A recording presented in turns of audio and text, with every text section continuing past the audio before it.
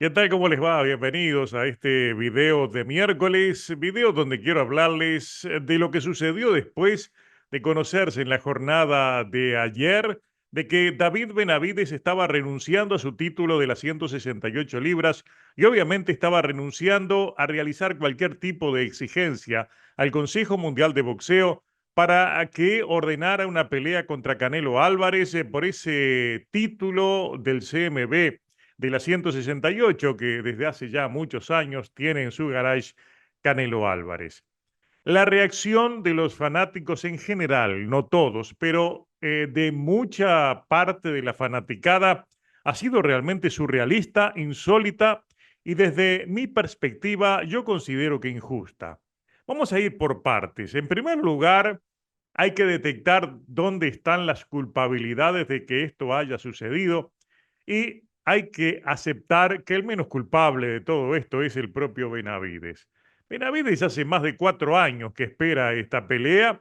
Desde el lejano 2017, cuando apareció como campeón mundial, siempre estuvo allí encima de la mesa como un factible rival de Canelo Álvarez, un hombre que nos ha acostumbrado a que nunca elige aquel rival que pueda vencerlo. Desde hace más de 2 años, casi 3 años, en esta etapa, David Benavides ha sido el retador obligatorio, ocupa la condición de campeón interino y en ningún momento Canelo Álvarez ha aceptado enfrentarlo por un título que le cayó del cielo, que nunca lo peleó, porque aquella pelea contra Callum Smith no era por el título del Consejo Mundial de Boxeo. Le habían inventado una pelea con Amni Yildirim para obtener ese título, definitivamente cuando ya David Benavides no era campeón. Cuando Benavides fue campeón nunca lo quiso enfrentar. Y después que fue campeón y David Benavides fue campeón interino tampoco lo quiso enfrentar. En términos de culpabilidades, es Canelo Álvarez el que huyó de David Benavides y no a la inversa, lo que alegan muchos de los fanáticos que están escribiendo horrores contra David Benavides simplemente porque renuncia a una pelea que nunca iba a ocurrir. Esa es la verdad, nunca iba a ocurrir. A Canelo se le ofreció todo tipo de posibilidades de enfrentarlo, se pusieron 50 millones encima de la mesa, se pusieron 100 millones encima de la mesa y nunca lo quiso enfrentar. Lo último fue cuando él dijo que lo enfrentaría por 200 millones de dólares, una cifra irreal que nunca iba a suceder y que definitivamente lo que estaba poniendo allí en la mesa era una barrera a cualquier intento de hacerlo pelear contra David Benavides. Hay que aceptar, por un tema de sentido común, de inteligencia, de criterio, de que Canelo Álvarez jamás iba a enfrentarlo. Entonces, ya era absurdo, como lo veníamos diciendo en todos nuestros videos, ya era absurdo imaginar que David Benavides iba a permanecer esperando una pelea imposible. Su camino está en las 175 libras por esa razón y creo que allí es el fin de la historia. Las reacciones de queja, las reacciones de ataque a David Benavides, siento que son injustas porque definitivamente hay un solo personaje a atacar, que es Canelo Álvarez, que definitivamente evitó a otro rival. Y aquí viene el punto de inflexión en nuestro comentario, en nuestro punto de vista, y es que quizás más que Canelo Álvarez, el gran responsable, el gran culpable de todo este culebrón es precisamente Dimitri Vivol. Un Dimitri Vivol que hoy lo hemos utilizado, como ustedes lo ven acá en imágenes, ciertamente en medio de una suerte de nebulosa, pero lo tenemos aquí detrás porque realmente esto que está detrás es la gran razón para que Canelo Álvarez sienta el miedo que siente por David Benavides. Una pelea que quizás puede ganar, porque evidentemente las peleas se saben después de que ocurren su resultado. En lo previo es un resultado abierto, pero Canelo Álvarez nunca quiso asumirlo pese a que le han caído de todos lados. Grandes figuras como el propio Mike Tyson lo han acusado de cobarde por no pelear con David Benavides y aún así jamás él se ha dignado a evaluar la posibilidad de enfrentarlo en alguna condición. De hecho, hubo un momento que el propio Benavides, algo que le criticamos mucho, dijo que estaba dispuesto a pelearlo incluso con cláusulas, tampoco aceptó. O sea, todas esas críticas de los comentarios no tienen absolutamente nada que ver. Canelo Álvarez huyó de David Benavides, pero hay una razón para esa huida y es miedo.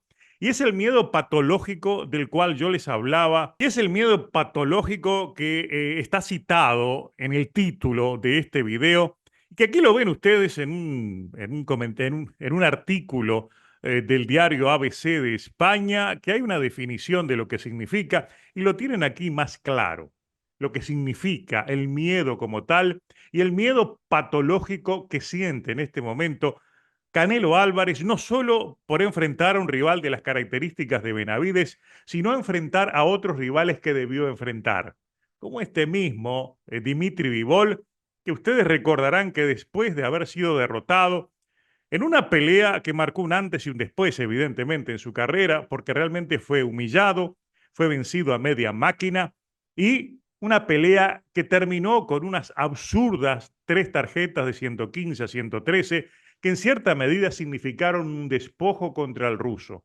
porque realmente la diferencia fue mayor, la diferencia fue atroz y seguramente Dimitri Bivol no apuró porque pudo haber ganado incluso por la vía rápida.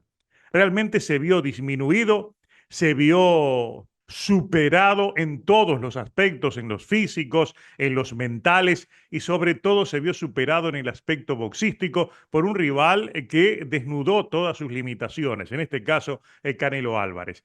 Desde esa pelea, Canelo Álvarez cambió totalmente su conducta negociadora y la acentuó aquello de no enfrentar ningún rival que pueda significar un peligro.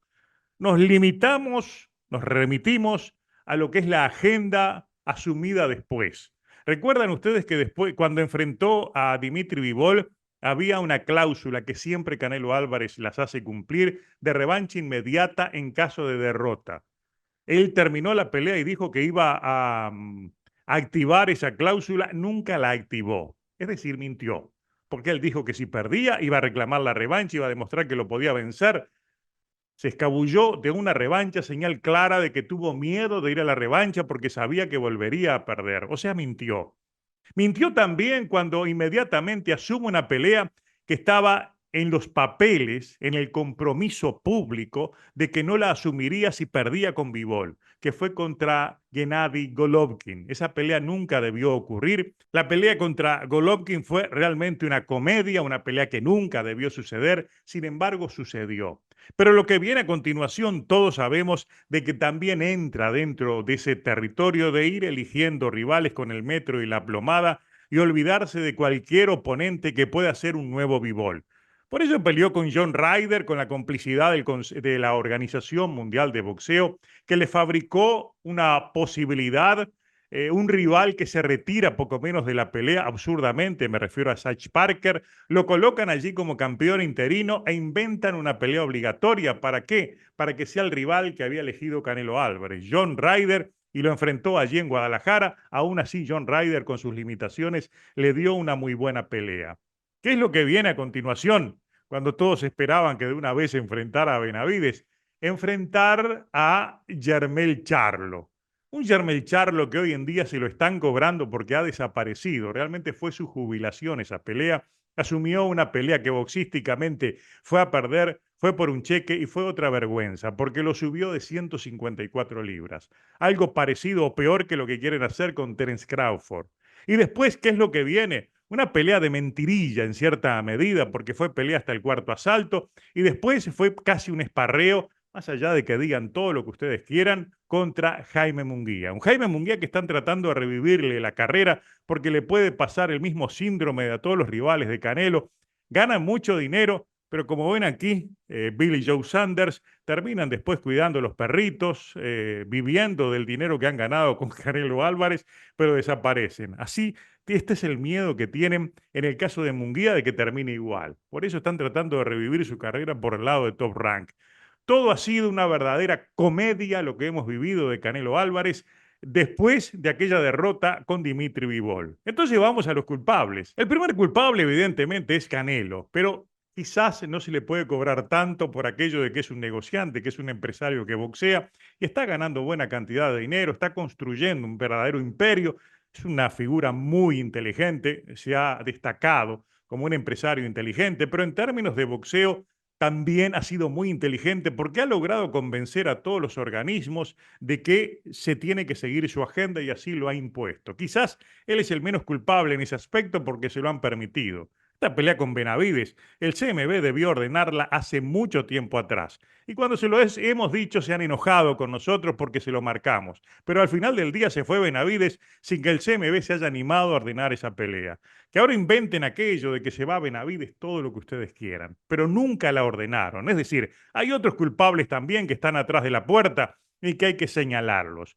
Canelo Álvarez quizás le tenemos que cobrar el miedo, pero no que haya hecho lo que hizo, porque realmente es un negociante. Y los negociantes trabajan de esa manera y les va bien. El gran culpable de todo es, increíblemente, no por el lado malo, pero el gran culpable es Dimitri Bivol, porque Dimitri Bivol es el que ha impedido la pelea de Benavides con Canelo Álvarez. ¿Por cuál razón?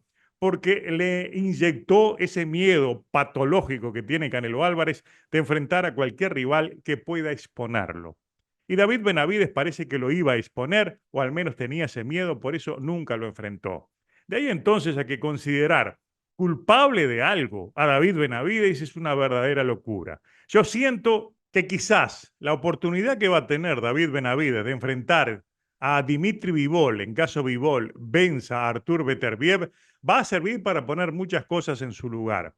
Si David Benavides consigue vencer a Dimitri Bivol, cosa que parece complicada, difícil, pero definitivamente es una pelea, va a lograr poner en su lugar correspondiente toda esta parte del pasado reciente del boxeo que es triste, que es lamentable y que sería para olvidar, al menos para encajarla allí en el peor de los estantes de la historia reciente del boxeo, porque un campeón de 4 títulos, evitando a sus retadores obligatorios, no es un buen recuerdo para el boxeo. Pero va a tener David Benavides entonces la posibilidad de enfrentar a Dimitri Bivol y por ahí, si lo logra vencer, entonces todo esto volverá al tapete por la puerta que corresponde. Seguramente la historia le va a cobrar a todos estos últimos actores lo que ha pasado, lo que evitaron al no permitirnos ver la pelea que todos queríamos ver y quizás entonces sería la reivindicación de lo que ha sucedido en estas últimas horas, porque insisto, sin tener la necesidad de defender a un boxeador que ha intentado por todos los medios